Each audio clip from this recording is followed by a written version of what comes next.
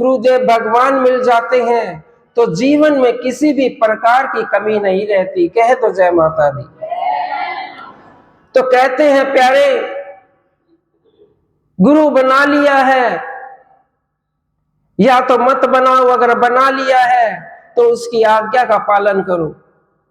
जो उन्होंने कह दिया वो करना चाहिए, क्योंकि उनकी आज्ञा का मानकर हम कोई भी कार्य करते हैं तो वो हमारे सफल हो जाते हैं।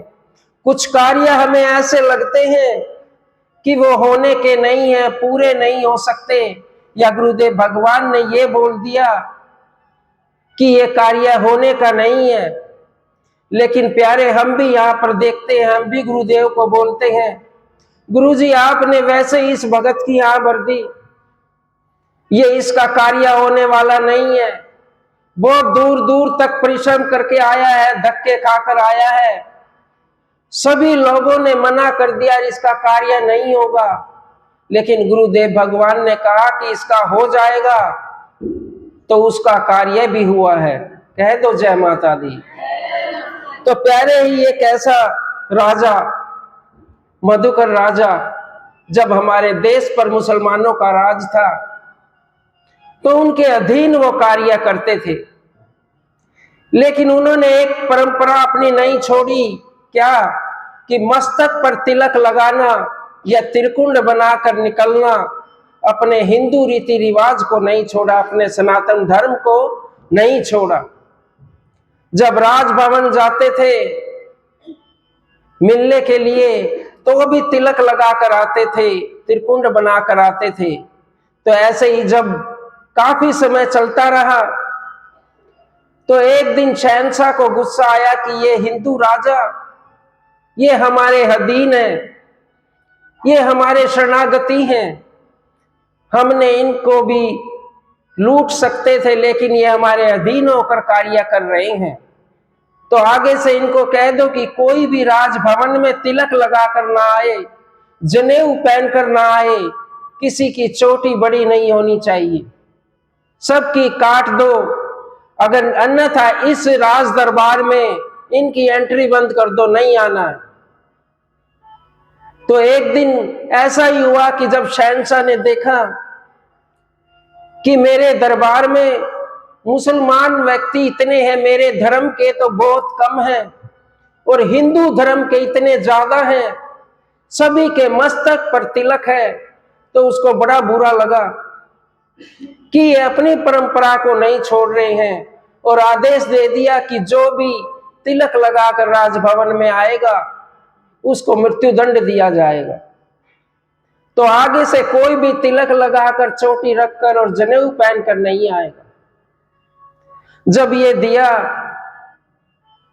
तो मधुकर राजा भी वहीं बैठे थे और चले गए अपने राजा को अपने राज्य में, क्योंकि सभी राजा एक गुरु पुरोहित बनाते थे, अपने राज्य के गुरु होते थे। सीधे अपने गुरु के पास गए और राजा ने हाथ जोड़े और कहा, गुरुदेव भगवान, ऐसे ऐसे एक समस्या आ गई है, क्योंकि हम हिंदू लोग हैं, सनातनी धर्म है, हम तिलक लगाते हैं, त्रिकुंड लगाते हैं, जनेऊ पहनते हैं, चोटी रखते हैं, हम उनके अधीन है, शहंशाह के, राजपाट उनका है। जब उनके राज में जाएंगे तो ये तिलक लगाकर नहीं जाना, और जब तिलक नहीं लगाएंगे तो हमारी तो पहचान ही गुम हो जाएगी। गुरुदेव भगवान ने कहा कि ऐसा करो, अब की बार केवल तिलक ना लगाओ, तो क्या करूं कि पूरे मस्तक पर लगा देना चंदन, थोड़ा थोड़ा गाल पे भी लगा लेना, क्योंकि हो सके कि मस्तक का ना दिखे तो गाल का उसको दिख जाएगा कि ये चंदन लगाकर आया है, तिलक लगाकर आया है। और अगले दिन चले जाना तुम राजभवन में। गुरुजी से कहा कि महाराज, उन्होंने तो कहा कि मृत्यु दंड हो जाएगा, कि नहीं नहीं, कुछ नहीं होगा, एक बारी धर्म के लिए खड़ा होना है, फिर सदैव धर्म तुम्हारे लिए खड़ा रहेगा। ऐसा ही हुआ। मधुकर पूरा गाल पे लगा के चला गया, पूरे मस्तक पर लगा के चला गया, क्योंकि गुरुजी ने बोला था, गुरुजी की वाणी सत्यवाणी, कोई संशय ना रखना। पहुंच गए। जैसे ही राजा ने देखा कि एक राजा तिलक लगाकर आया, पूरे मुंह पर भी लगाया है, और कोई भी राजा तिलक लगाकर नहीं आया, तो शहंशाह ने खड़ा होकर पूछा, भाई कल मना किया था कि जो तिलक लगाकर राजभवन में आएगा उसको फांसी दी जाएगी या मृत्युदंड दिया जाएगा, जो भी, लेकिन तुम फिर भी तिलक लगाकर आए हो, क्योंकि यहां पर दरबार में समानता दिखाई नहीं देती, एक जैसे दिखाई देने चाहिए। तुमने तो मृत्यु का कारण तुम खुद बन गए हो।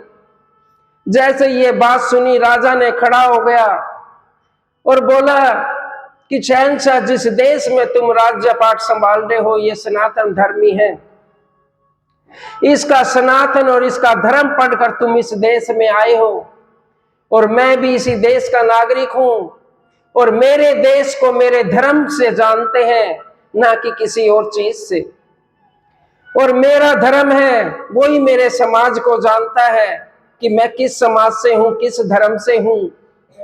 सारी बात बताई। कुछ देर बाद राजा को समझ में आया कि मैं इसी देश का खाता हूं और इन्हीं को मार रहा हूं, ये अच्छी बात नहीं है। और जितने राजा थे, हिंदू राजा थे, सब उसके साइड आ गए और खड़े हो गए कि बोले, नहीं नहीं, हम तिलक और जनेऊ और चोटी तो जरूर रखेंगे, चाहे हमें राज दरबार में बुलाओ या मत बुलाओ। जब अधिक संख्या हुई तो राजा को ही माफी मांगनी पड़ी। कह दो जय माता दी। तो ये प्यारे केवल राजा से संबंध नहीं है, ये केवल और केवल गुरुवाणी से संबंध है कि गुरु की वाणी मानकर मृत्यु को भी चुनौती देने निकल गया था, और जीत किसकी हुई? गुरुवाणी की हुई। कह दो जय माता दी।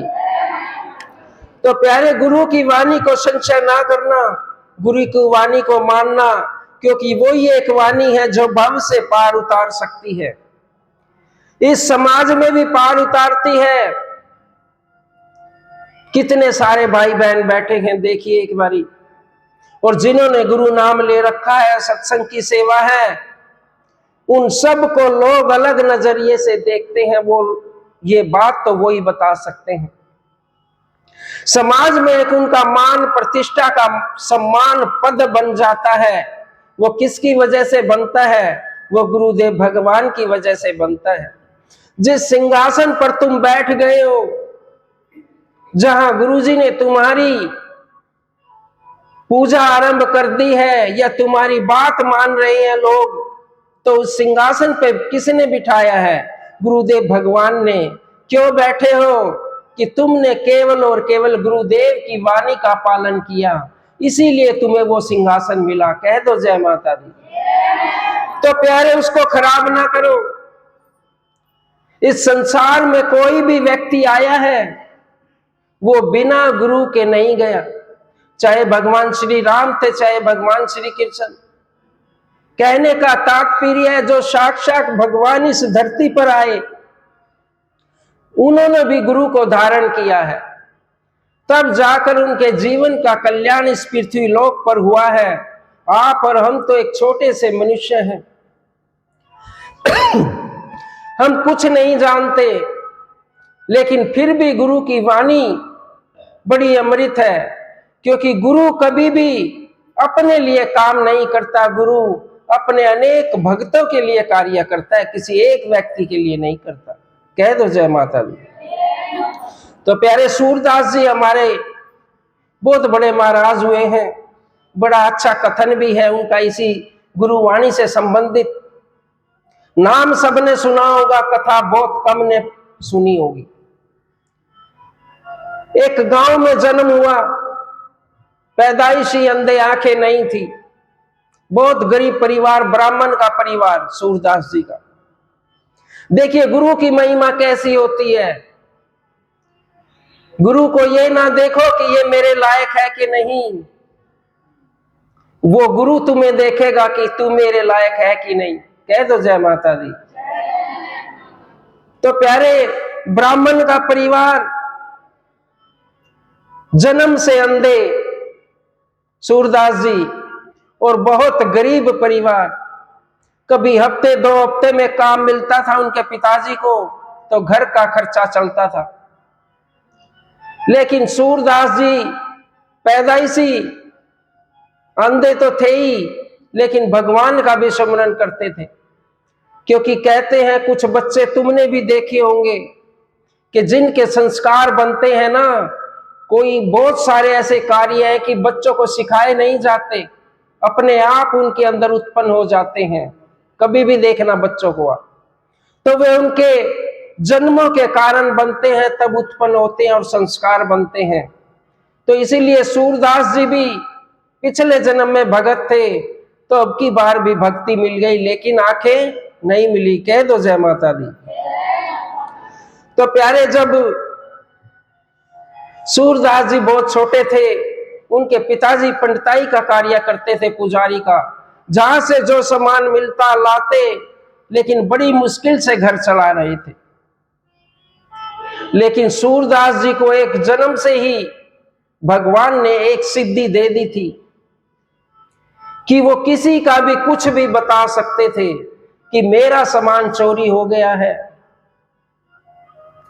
कहां है बता दो, मेरी भैंस चोरी हो गई, मेरा ये चोरी हो गया, या मुझे मेरी शादी होगी कि नहीं, सब सूरदास जी 7-8 साल की आयु में बता देते थे। एक ये भगवान का गॉड गिफ्ट उनके पास था। उनके पिता ने कभी इस गिफ्ट को आजमाया नहीं, क्योंकि अपने बच्चे तो ऐसे ही लगते हैं कि ये सब झूठ बोल रहे हैं। जो व्यक्ति ठीक से देख नहीं सकता, बिना देखे खाना मेरे हाथ से खाता है, वो बता मुझे क्या बताएगा, उसको तो कुछ दिखाई नहीं देता। एक दिन उसके पिताजी को पूजा कराई और किसी अच्छे यजमान ने 2 रुपए भेंट में दिए। 2 रुपए का मतलब बहुत बड़ी राशि दे दी, सस्ता टाइम था, और इतना खुश हो गया कि पूछो मत। घर आया, आते ही बोला अपनी पत्नी को, अब देखो 4-5 महीने निकल जाएंगे, आज मुझे दक्षिणा में 2 रुपए मिले हैं, इतना सामान लाके डालूंगा कि 4-5 महीने निकल जाएंगे, कुछ करने की जरूरत नहीं पड़ी, कोई कार्य मिला तो करूंगा। बहुत खुश हो गया, खुशी का कोई ठिकाना नहीं था। रात को भी 12 बज गए, 2 रुपए को लेकर हाथ में पकड़े बैठा कि मुझे 2 रुपए मिले हैं, 4-5 महीने का गुजारा हो जाएगा, बड़ा खुशी। उसकी पत्नी बोली, स्वामी सारी रात थोड़ी जागोगे, इन पैसों को रख दो, सुबह उठकर बाजार से सामान ले आना, तभी तो होगा, सो जाओ अब बेचारा बहुत खुश। कहते हैं ज्यादा खुशी भी दुखदाई होती है। कह दो जय माता दी। तो उसकी पत्नी से कहा उसने कि लो इनको रख दो, किसी वस्त्र में लपेट के और कहीं रख दो, सुबह सुबह दे देना, मैं बाजार से सामान खरीद लाऊंगा। तो ऐसा ही हुआ, रख दिया लपेट के एक वस्त्र में और सो गए। अब सुबह उसकी पत्नी उठी और वो उठे, बोले कि दो मुझे 2 रुपए, मैं बाजार से सामान ले आऊं। लेकिन जब देखा तो जो इस वस्त्र में लपेटे थे वो सब चूहों ने काट दिया, और वो 2 रुपए उठाकर पता नहीं इधर उधर कहीं फेंक दिए। कह दो जय माता दी। अब दोनों ने मिलकर बहुत ढूंढे, लेकिन 2 रुपए नहीं मिले, क्योंकि चूहे उठाकर ले गए, पता नहीं कहां छोड़ दिए, बिल में गए, इधर रखे कि उधर रखे। बहुत ढूंढा और बड़ा उदास हो गया कि 2 रुपए कहां गए, मेरा तो 4-5 महीने का खर्च निकल जाता, और 2 रुपए आए थे बड़ी मुश्किल से दक्षिणा में, पता नहीं कहां गए। अब अपने बेटे के पास पहुंचा, सूरदास जी के पास, घर में ही। अब बोला, मैंने सुना है कि तू अड़ोसी पड़ोसियों को बताता है, उनका सामान गुम हो जाता है, तू ये भी बता कि मेरे 2 रुपए कहां गए। सूरदास जी ने कहा 7-8 साल की अवस्था, अब पिताजी जो खर्च हो जाना है उसके लिए क्या विलाप करना, और जितना ध्यान तुमने 2 रुपए रखने में और ढूंढने में लगाया है ना, उसका आधा ध्यान भी भगवान में लगा देते, वो मिल जाती तुम। कह दो जय माता दी। कि उसका आधा ध्यान भी लगा देते 2 रुपए के बदले में, तो तुम्हें परमात्मा मिल जाते। अब तुझे नहीं पता, तू तो खुद मेरे भरोसे है, आंखें तेरी है नहीं, काम धाम तुझे कुछ करना नहीं, जब तक मैं कमाऊंगा तू खाएगा। बता, लेकिन 2 रुपए तू बता सकता है, क्योंकि अड़ोसी पड़ोसी बहुत कहते हैं कि ये बता देता है सामान। अब पिताजी बता दूंगा 2 रुपए कहाँ है, तो एक शर्त है मेरी। क्या? अगर मैं 2 रुपए बता दूं तुम्हारे काम मिलेंगे, तो फिर मैं घर छोड़ के चला जाऊंगा, यहां नहीं रहूंगा, क्योंकि मुझे भगवान की भक्ति करनी है। अरे पागल, तेरी आंखें नहीं है, घर में तो तुझे कुछ सामान मिलता नहीं, मैं ही ढूंढ के देता हूं, ऊपर से अंधा बता कहां जाएगा।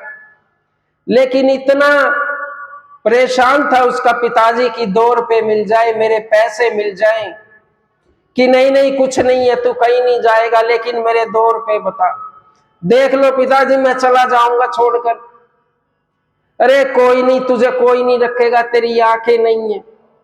ये देखो कितने सारे आंखों वाले घूम रहे हैं, इनको तो कोई रखता नहीं है काम पे, और तेरे अंधे का क्या करेगा कोई। कह दो जय माता दी। तो प्यारे, ऐसी बातें होने लगी, लेकिन उसके पिता का दिमाग केवल पैसे की तरफ, और कहा कि कुछ भी कर, तू मुझे नहीं पता, मेरे 2 रुपए ढूंढ के दे। सूरदास जी बैठ गए ऐसे ही, ध्यान लगाया, देखे और बोला कि जाओ पिताजी, रसोई में चले जाओ। आटे के डिब्बे के पीछे चूहे खींच के ले गए थे, कुतर कुतर के। तुम्हारा कपड़ा तो सारा कुतर दिया, 2 रुपए सुरक्षित पड़े हैं, उनको उठा लो। अब पूरी रसोई नीचे से ढूंढी, 2 रुपए मिल गए, बड़ा खुश हुआ कि अरे वाह, सूरदास तो हमारा बेटा ये सब कुछ बता देता है, ये तो भगवान की बड़ी कृपा है इस पे तो। लेकिन इतने में ही बोला सूरदास जी कि देखो पिताजी, अब मैं जा रहा हूं, क्योंकि मुझे भक्ति करनी है भगवान की। तुम्हारे 2 रुपए दे दिए, अब 2 रुपए लिए खड़ा पिताजी, और सूरदास जी जाने लगे कि बोले कहां जाओगे, अंधे हो, आ जाओ।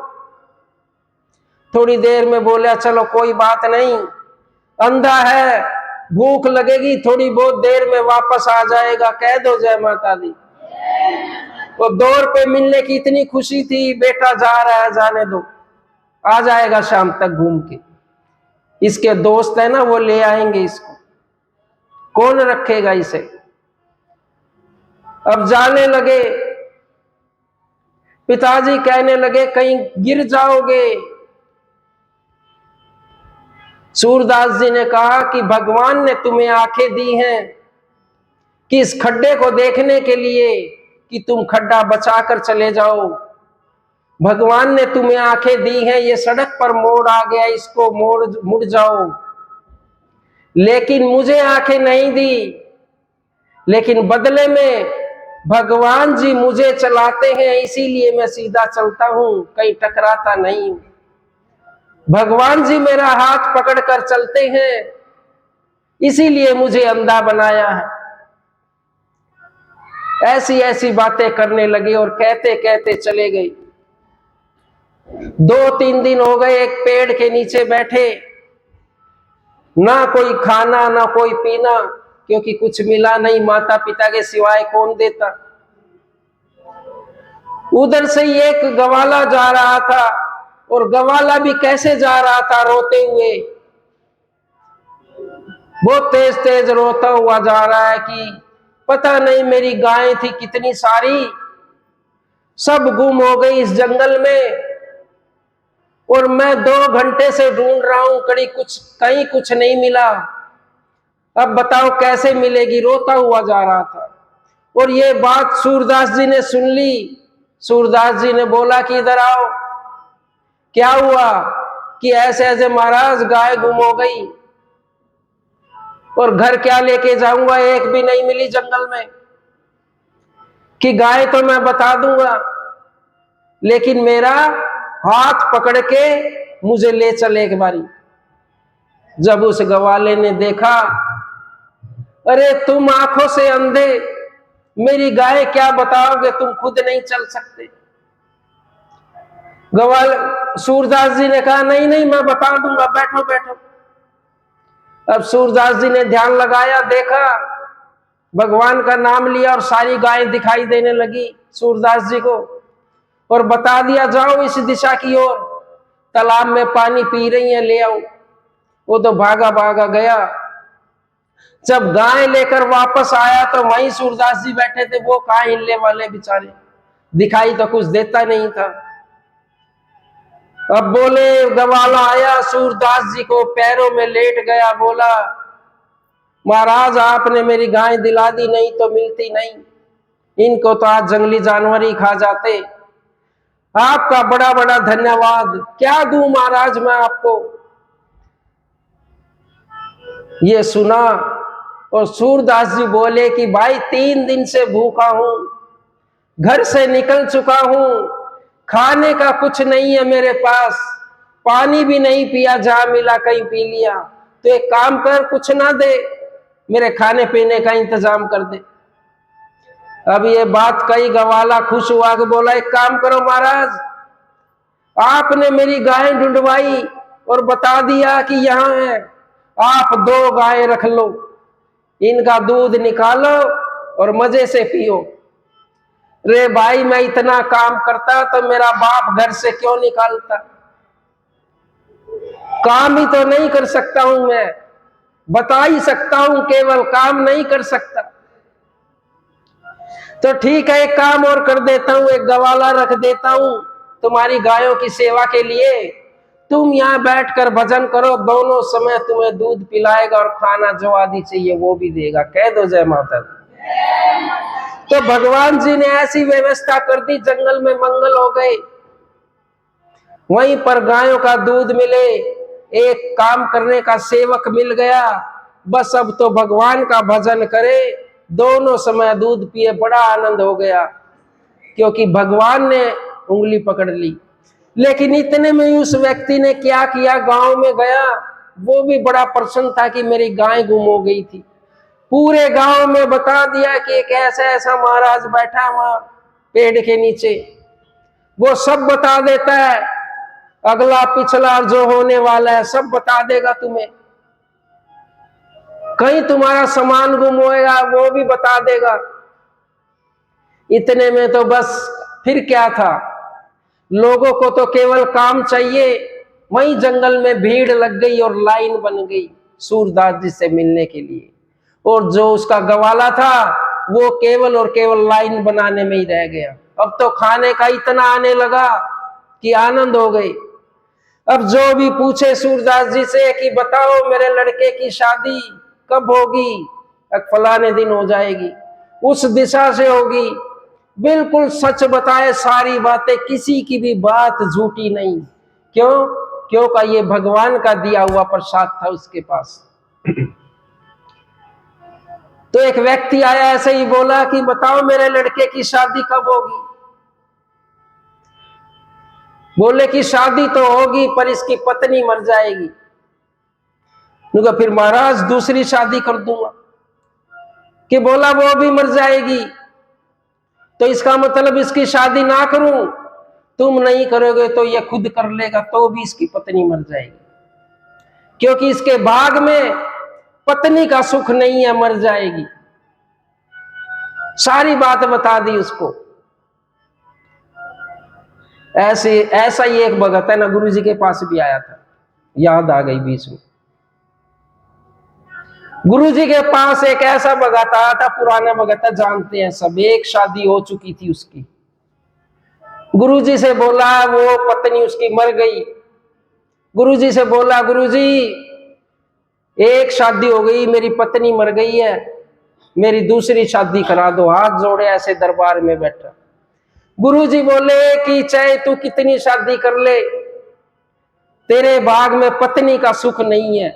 इसी बात से ये याद आया कि तेरे भाग में पत्नी का सुख नहीं है, इसी दरबार की बात बता रहा हूं।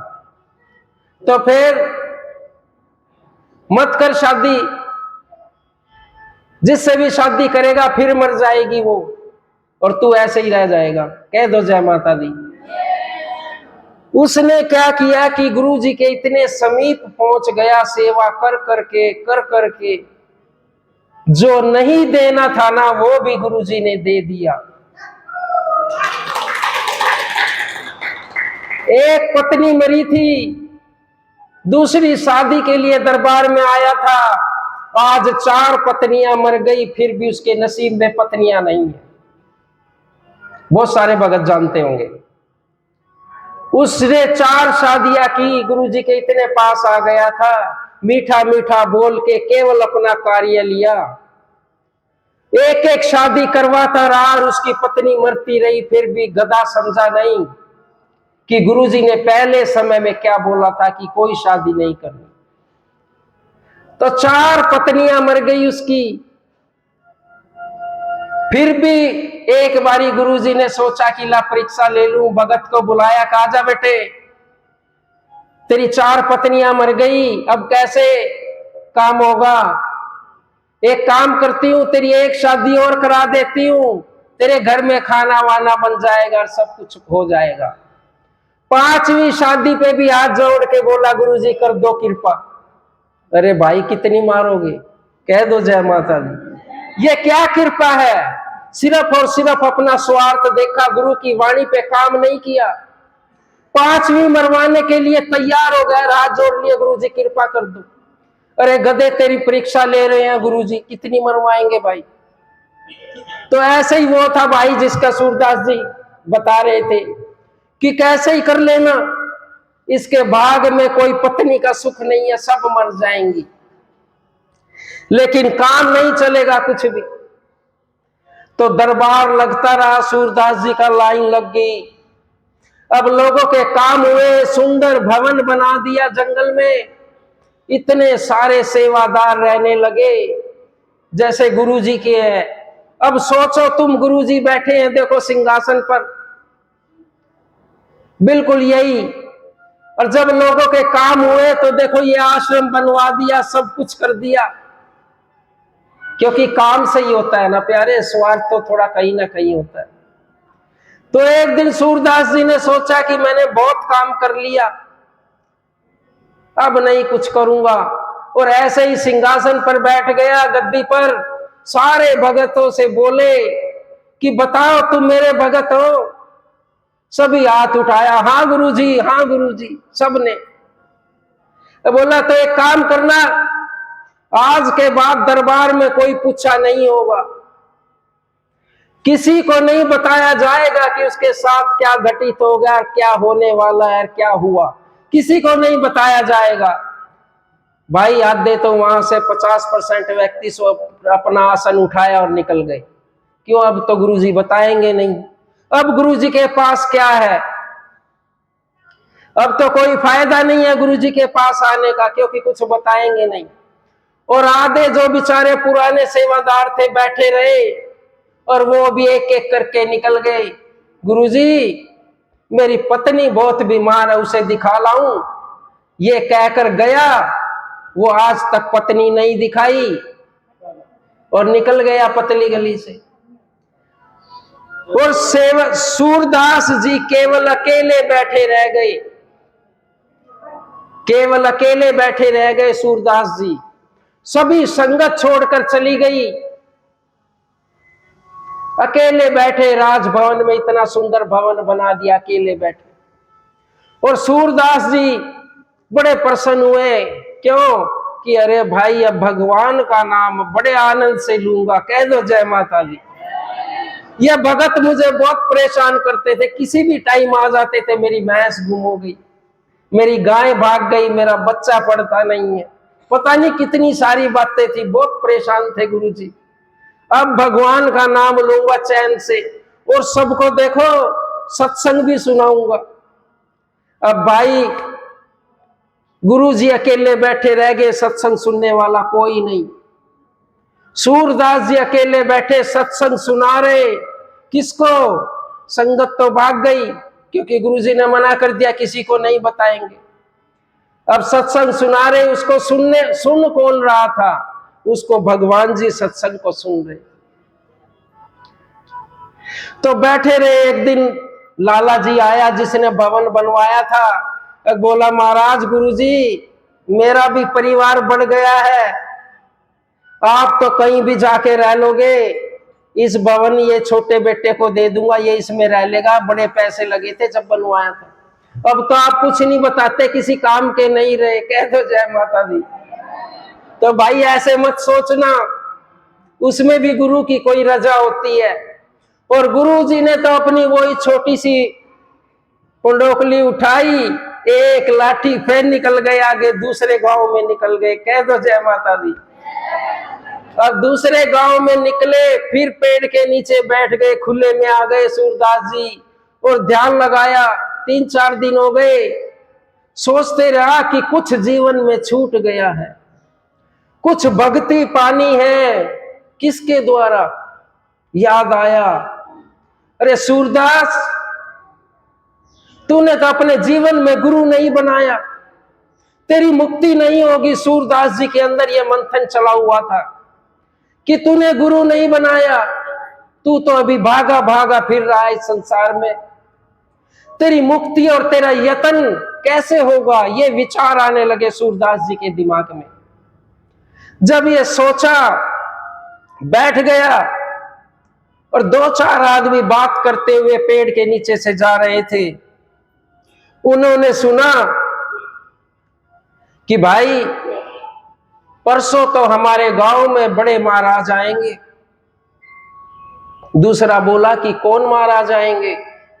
कि वो इतना अच्छा सत्संग करते हैं, कोई एक बारी सत्संग सुन लेना उनका तो आनंद आ जाता है, भगवान से मिलन करवा देते हैं, ऐसे महाराज जी आएंगे। दूसरा बोला कि कौन? एक वल्लभाचार्य जी महाराज, बहुत अच्छे महाराज हैं। जैसे ही वल्लभाचार्य जी का नाम सुना सूरदास जी ने अनुमान लगाया, कानों में जब नाम गया कि कहा कि गुरुदेव हमें अपने आप बुला लेते हैं। विचार करने लगा मन में और कहा कि वल्लभाचार्य जी महाराज का, जिसका नाम इतना सुंदर है, उसकी वाणी भी उतनी ही उत्तम होगी। जिज्ञासा बढ़ी वल्लभाचार्य जी महाराज से सुनने के लिए कि परसों गांव में सत्संग करने आएंगे। क्या करने आएंगे? सत्संग करने आएंगे। जैसे ये चल रहा है गुरु जी का सत्संग। परसों आ गया तो 3-4 भाई खड़े थे कि रे भाई सुनो, मुझे भी सत्संग में ले चलो, महाराज जी आएंगे, उनका सत्संग सुनूंगा। वो तीनों चारों हंसे। अरे सूरदास जी महाराज, आप तो बताओ, अंधे हो, आप क्या सत्संग देखोगे, क्या गुरु जी के दर्शन करोगे, क्या फायदा आपका ले जाने का? सूरदास जी बोले कि भाई मैं गुरु उनको नहीं दे सकता हूं, महाराज जी को, लेकिन उनका सत्संग मैं सुन सकता हूं। और दूसरा, अगर मैं उनको नहीं देख सकता, वो मुझे देख लेंगे, तब भी मेरा उद्धार हो जाएगा। कह दो जय माता दी। कि वो मुझे देख लेंगे, उनकी नजर मेरे ऊपर पड़ गई, तब भी मेरा उद्धार हो जाएगा, ले चलो मुझे। जब ये बात सुनी तो बड़ा अच्छा लगा उनको भी और ले गए। अब गुरु जी की गद्दी लगी थी, वल्लभाचार्य जी महाराज की, सत्संग का आयोजन था। सभी गांव वालों ने मिलकर कहा कि महाराज, हमारे गांव में भी एक ऐसा साधु है जो सब कुछ बता देता है, आगे की पीछे की। अब कौन? अब सूरदास जी महाराज है जो देख नहीं सकते। कि अच्छा बुलाओ। आगे बिठा दिए गुरु जी के सामने, ऐसे आगे। कि हाँ, क्या सब बता सकते हो?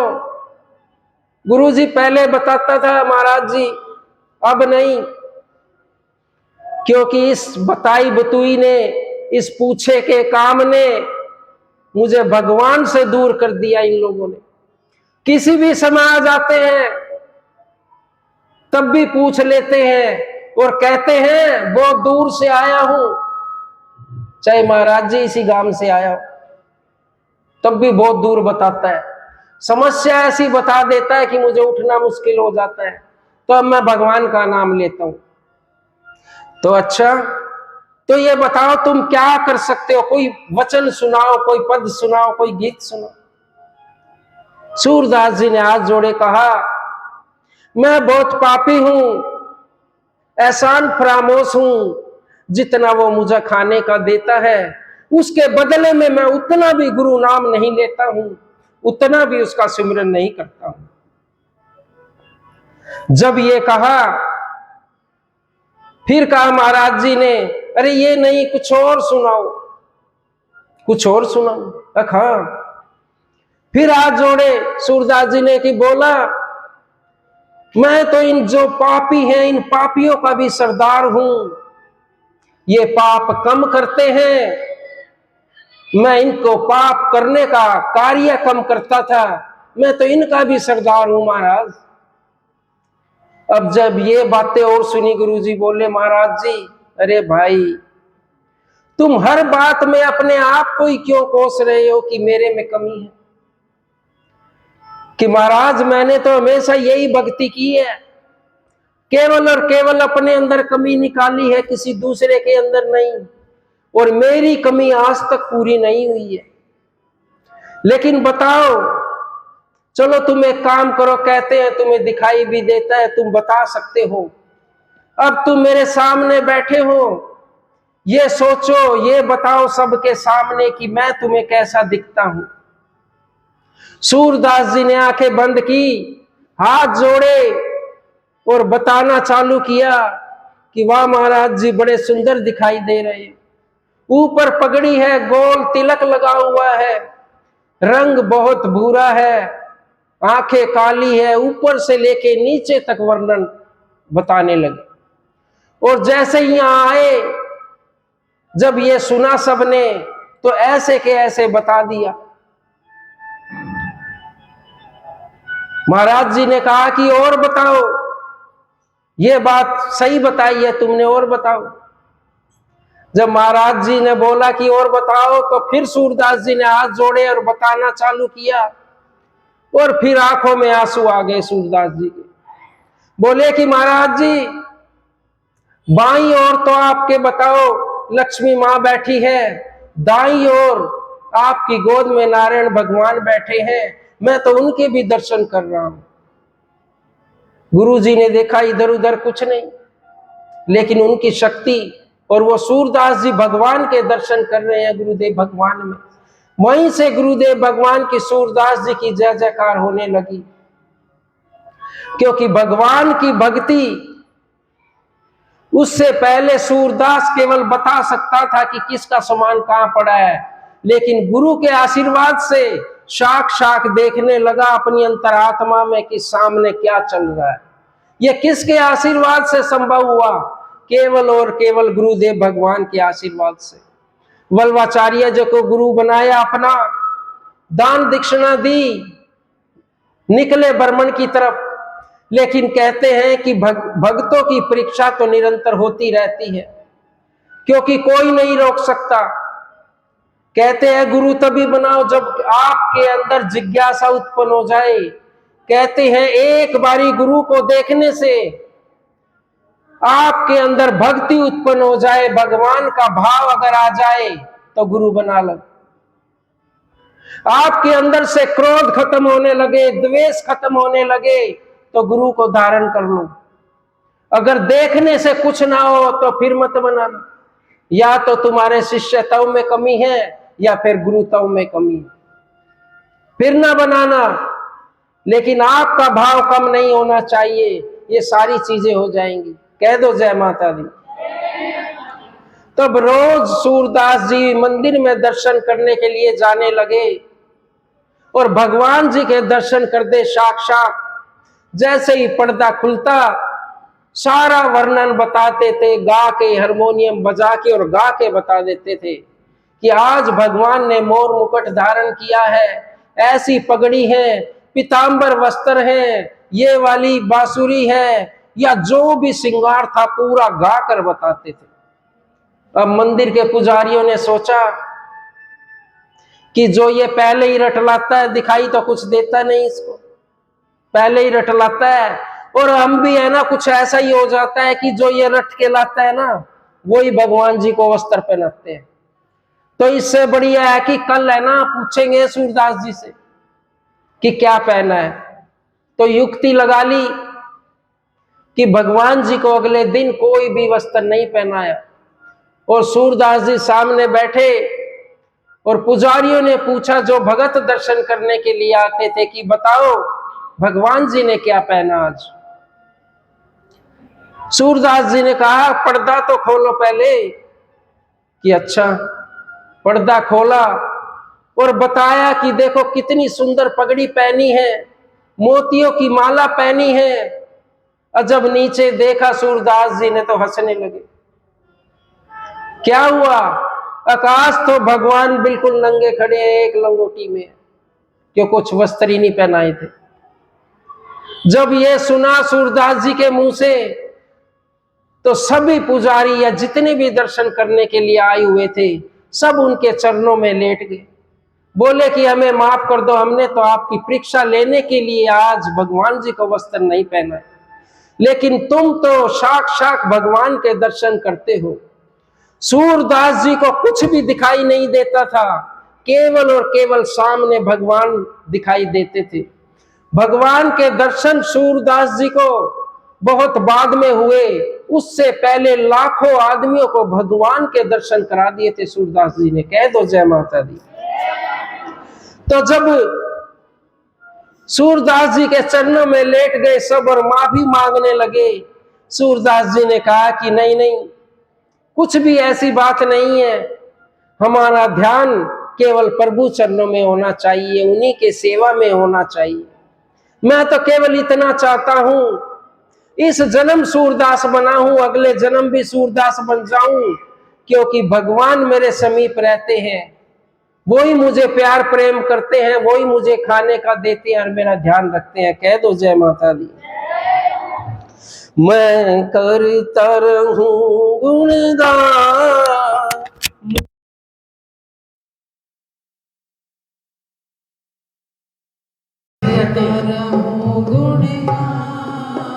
मुझे दो ऐसा वरदान।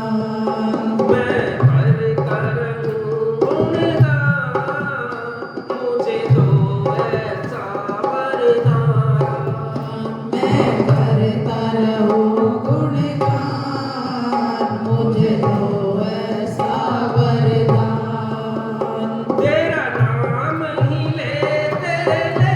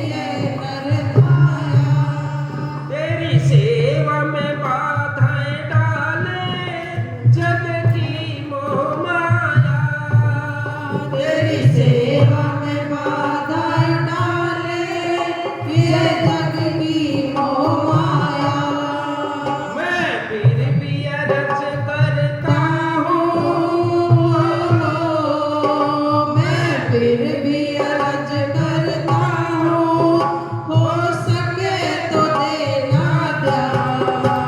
मैं करता रहूं गुणगान, मुझे दो ऐसा वरदान। मैं करता रहूं गुणगान, मुझे दो ऐसा वरदान। तेरा नाम लिए तेरे हो, तेरा नाम लिए तेरे, इस तन से निकले प्राण। मैं करता रहूं गुणगान, मुझे दो ऐसा वरदान। मैं करता रहूं गुणगान, मुझे दो ऐसा वरदान।